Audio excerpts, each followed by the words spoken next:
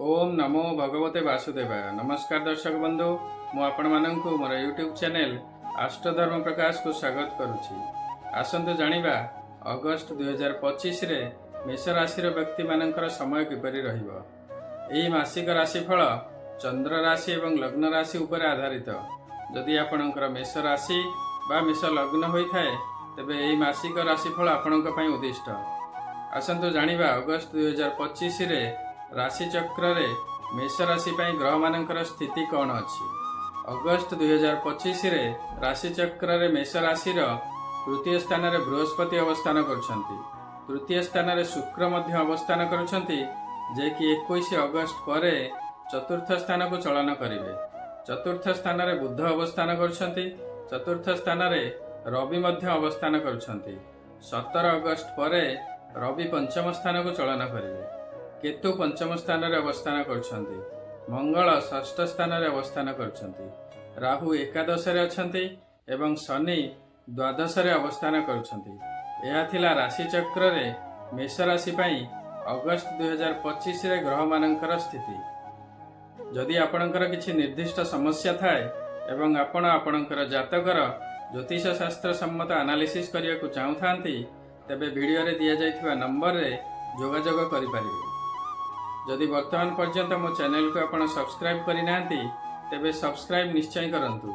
भिन्न भिन्न ग्रह मानकर गोचर रे चलन बा राशि परिवर्तनर आपणकर राशि उपरे कौन प्रभाव पकाइबो एवं यार प्रतिकार कौन, ए समस्त विषय रे मो चैनल रे जे वीडियो अछि ता देखंतु एवं आवश्यक स्थले यार सदुपयोग करंतु।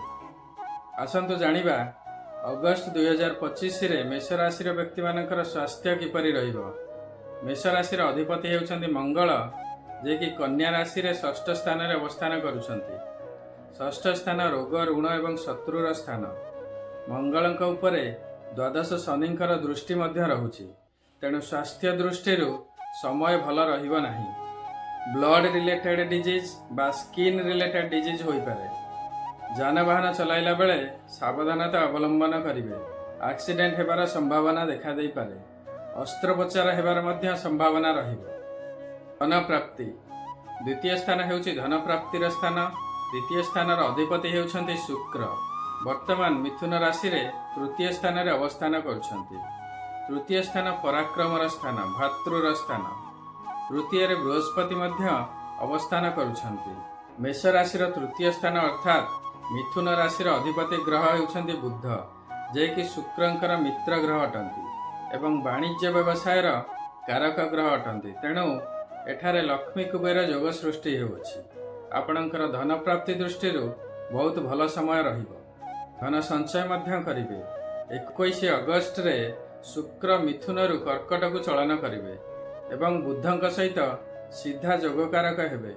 तेणु एही मासटी धन प्राप्ति दृष्टि बहुत भलरे जीवो। विद्या शिक्षा बा एजुकेशन। पंचम स्थान हेउछि विद्या शिक्षार स्थान, एजुकेशन स्थान। पंचमाधिपति रवि प्रथम 15 दिन कर्कट राशि रे बुधंक सहित अवस्थान करिवे एवं शेष 15 दिन सिंह राशि रे स्वस्थान रे केतुंक सहित अवस्थान करिवे। तेणु विद्या शिक्षा दृष्टि प्रथम 15 दिन ए मास आपणकर भलरे जीव। मात्र शेष 15 दिन रवि केतुंक सहित अवस्थान करुछंती। केतु हेउछंती हेडलेस प्लानेट एवं केतु डिस्ट्राक्शन करांती। आपणकर लक्ष्य सर्वदा डाइवर्ट कराइबे। केतु परिवर्तन करांती। आपणकर विद्या शिक्षा रे परिवर्तन आसीबो। आपण जे कोर्स करूथिबे बा जे कॉलेज रे बा इंस्टीट्यूट रे पाठ पढुथिबे तार परिवर्तन हेबो। तेणु एई मासर शेष 15 दिन आपणकर विद्या शिक्षा क्षेत्र रे एते भल नाही। संतान। पंचम स्थान हेउछि संतान मानकर मध्य स्थान। पंचम स्थान रे केतु सिंह राशि रे रहउथिबारु संतान मानकर शारीरिक एवं मानसिक स्तर रे स्वास्थ्य ठीक रहिबो नाही। अजथा आर्गुमेंट, लड़ाई झगड़ा इत्यादि करी निजर क्षति कराइबे। विद्या शिक्षा क्षेत्र रे मध्य डिस्टर्ब रहिबे।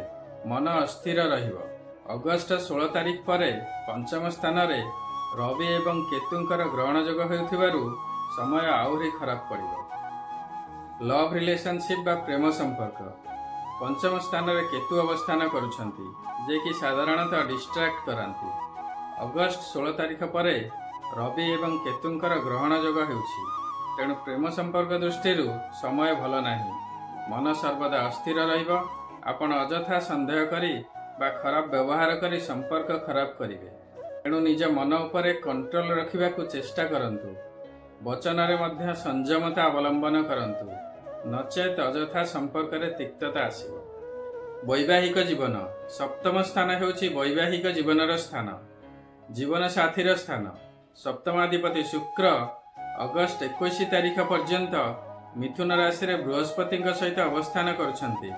ଏଠାରେ ଲକ୍ଷ୍ମୀ ନାରାୟଣ ଯୋଗ ସୃଷ୍ଟି ହେଉଛି ଏବଂ 21 ଅଗଷ୍ଟ ପରେ ଚତୁର୍ଥ ସ୍ଥାନ ବା ସୁଖ ସ୍ଥାନରେ ବୁଧଙ୍କ ସହିତ ଅବସ୍ଥାନ କରିବେ। ତେଣୁ ଆପଣଙ୍କର ବୈବାହିକ ଜୀବନ ଅତ୍ୟନ୍ତ ଶୁଭ ଅଛି। ସ୍ୱାମୀ ସ୍ତ୍ରୀଙ୍କ ମଧ୍ୟରେ ଉତ୍ତମ ବୁଝାମଣା ରହିବ। ଦୁହେଁ ଧର୍ମ କାର୍ଯ୍ୟ ପ୍ରତି ଆକୃଷ୍ଟ ହେବେ ଏବଂ ଧର୍ମସ୍ଥାନ ମଧ୍ୟ ଭ୍ରମଣ କରିବାର ସମ୍ଭାବନା ରହିବ। ଭାଗ୍ୟ। ନବମ ସ୍ଥାନ ହେଉଛି ଭାଗ୍ୟର ସ୍ଥାନ। ନବମାଧିପତି ହେଉଛନ୍ତି ବୃହସ୍ପତି, ଯିଏକି ତୃତୀୟ ସ୍ଥାନରେ ଅବସ୍ଥାନ କରୁଛନ୍ତି। ତୃତୀୟ ସ୍ଥାନ ପରାକ୍ରମର ସ୍ଥାନ। ଏଠାରୁ ବୃହସ୍ପତିଙ୍କର ସମ୍ପୂର୍ଣ୍ଣ ଦୃଷ୍ଟି ନବମ ସ୍ଥାନ ବା ଭାଗ୍ୟ ସ୍ଥାନକୁ ରହୁଛି।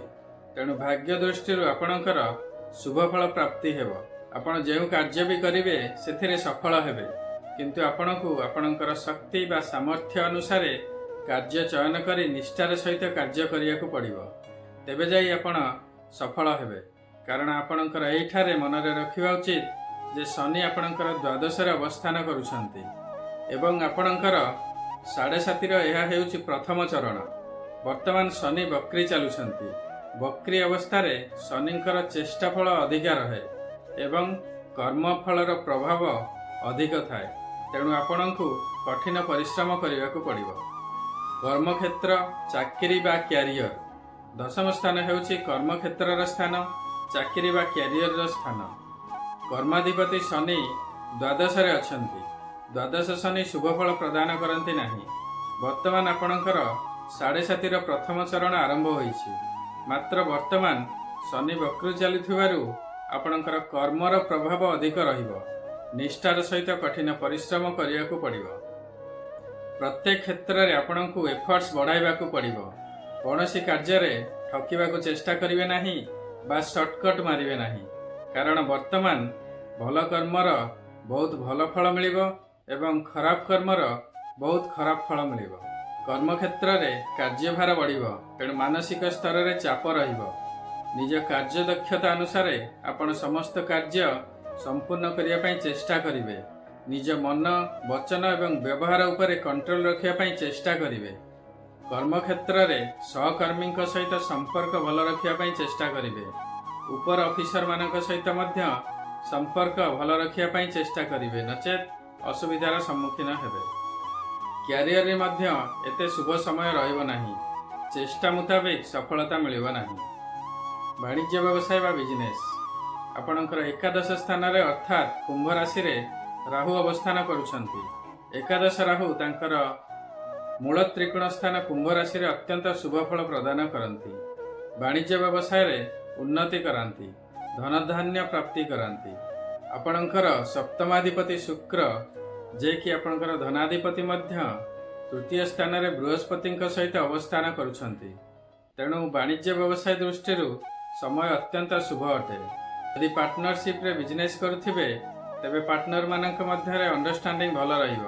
ଯଦି ଆପଣଙ୍କର ଲାଇଫ୍ ପାର୍ଟନର ବିଜନେସ୍ ପାର୍ଟନର ହୋଇଥିବେ ତେବେ ଅତ୍ୟନ୍ତ ଶୁଭ ହେବ। ମାତ୍ର ଆପଣ ବର୍ତ୍ତମାନ ଜାଣି ରଖିବା ଉଚିତ ଯେ ଶନି ଆପଣଙ୍କର ଦ୍ୱାଦଶରେ ଅଛନ୍ତି। ଏହା ହେଉଛି ଆପଣଙ୍କର 7.5ର ପ୍ରଥମ ପର୍ଯ୍ୟାୟ।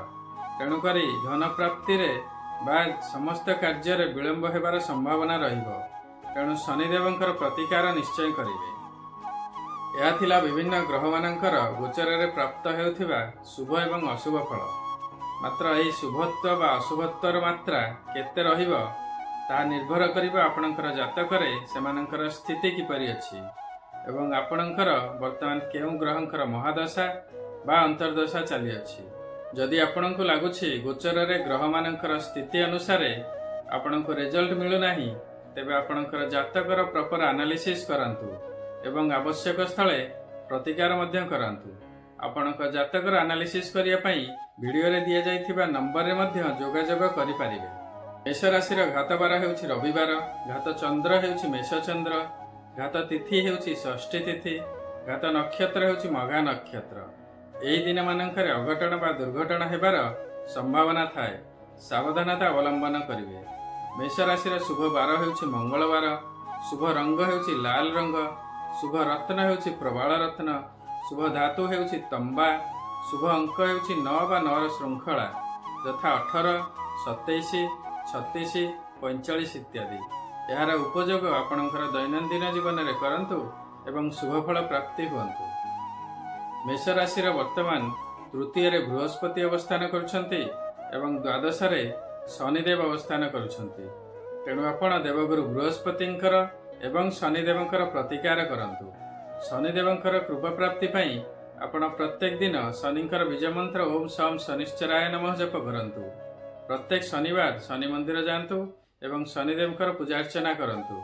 राशि तेल दीपटी अर्पण करंतु। काऊ एवं बुला कुकुर मानकु प्रत्येक दिन खाइबाकु दियंतु।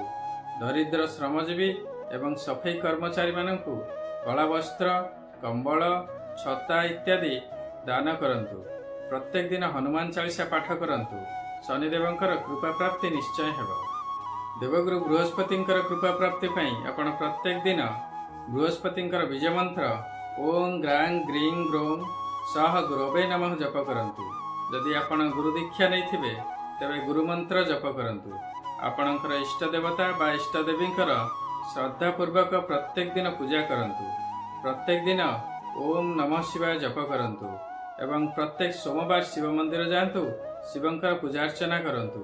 निजर कुल पुरोहित बा ब्राह्मणक सहित संपर्क भल रखंतु। पितामाता एवं गुरुजनंकर सेवा करंतु। देवगुरु बृहस्पतिंकर निश्चय कृपा प्राप्ति हेबो। आशा करुचे এই ভিডিওটি आपनको निश्चय भल लागिथिबो। जदि भल लागिछि तेबे भिडियोटी को लाइक करंतु एवं शेयर करंतु। वर्तमान पर्यंत जदि मो चैनल को आपण सब्सक्राइब करि नांती तेबे सब्सक्राइब निश्चय करंतु। आपणकर मतामत कमेंट सेक्शन रे निश्चय देबे। सर्वे भवन्तु सुखिनः, सर्वे सन्तु निरामया, सर्वे भद्राणि पश्यन्तु, मा कश्चित् दुःखभाग् भवेत्। ओम नमः शिवाय। नमस्कार।